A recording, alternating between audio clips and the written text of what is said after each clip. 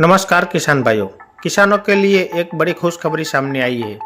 फसलों को आवारा पशुओं और जंगली जानवरों से बचाने के लिए सरकार फेंसिंग तारबंदी पर सहायता का प्रदान कर रही है। इस योजना के तहत किसानों को खेत में चारों ओर तारबंदी कराने के लिए आर्थिक सहायता दी जाती है।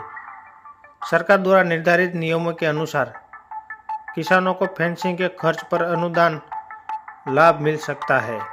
यदि आप भी अपनी फसल को नीलगाय, जंगली सूअर या आवारा पशुओं से होने वाले नुकसान से बचाना चाहते हैं तो इस योजना का लाभ जरूर उठाइए। योजना का लाभ लेने के लिए किसान के पास खेती योग्य जमीन, दस्तावेज, आधार कार्ड, बैंक खाते की जानकारी होना आवश्यक है।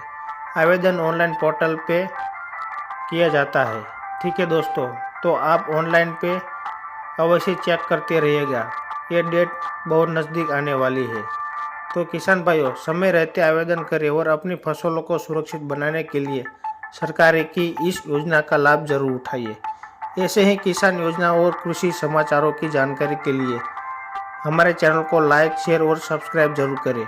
और दोस्तों, आप भी अपने वेबसाइट पे चेक जरूर करते रहिए।